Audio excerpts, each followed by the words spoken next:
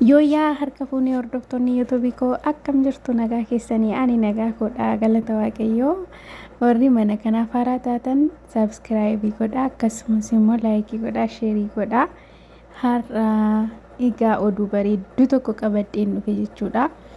Akkuma beekamu ijoolleen kun yeroo darbe abidda qabsiisanii turani jechuudha.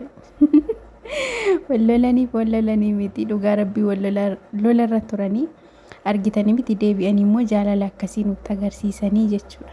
Akkasii bakka nama jaallachuu jechuun akkasidha bakka ruutti yeeyanii qoonjoo dhugaa rabbii baga jaallatte maaliif yoo jettanii likkin mallee jaallatti soo badii inni balleesseef immoo isheenis immoo badii balleessiteetti garuu immoo deebi'anii ifama walii godhanii har'a kunoo jaalala akkasii walitti agarsiisaa jiru jechuudha. Mee baay'een keessan akkas gochuu dandeessu gaaffiidha kun. Jaalallee keessan wajjin wal loltanii booddee erga araaramtanii akka kanatti fataa jechuu dandeessu. Na deebisa. Ani eeyyeen hin ja'a annan danda'a hin ja'a. Isin hin beeku garuu hordoftoota koo dhugaa rabbii jechuudha. Ijoolleen kun akkuma beekamu chaalenjii guddaa dabarsaniiru. Ani duruma isinitti meera duruma faanan ture waan ta'eef jechuudha. So amma gaa'ila isaaniillee ifaa godhachuuf magaala Dubaay deemuuf qophaa'aa jiru. Sargii isaanii go'achuuf jechuudha. Sirna siraataa qalabatii isaanii go'achuufi jechuudha.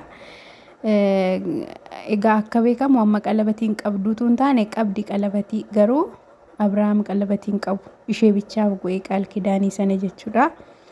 Amma garuu Dubaay deemanii innis qalabatii uffata isheenis hin uffatti tokko ta'u jechuudha.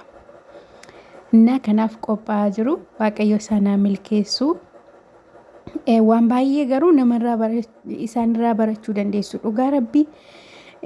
Ani kana dura akkan isaan ilaalaa turetti waan deebi'anii ifama walii godhanii akka kan wal faana jiraatan natti hin fakkaanne dhugaa waaqayyoo maaliif baay'ee yaadda'eefii ture otoo akkas wal jaallatanii adda ba'uu moo laata kan jedhamu jechuudha. Dhugaa rabbiidha na azansii gin maal akka ta'e hin beeku ijoollummaa sababa qabaniif jechuudha.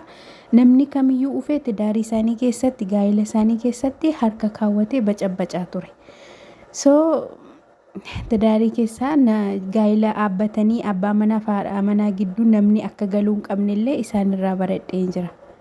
Namni yoo gidduu galee bal'achaa akka deemu rakkoon sun hubadheen jira isaanirratti jechuudha.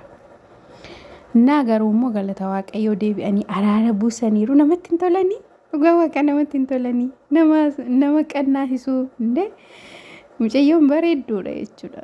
Keessattuu Abrish jechuudha dubartii bareeddu isa aggaaxama kana duras chiikoliinsaa jechuudha babbareedduudha dhugaa rabbii.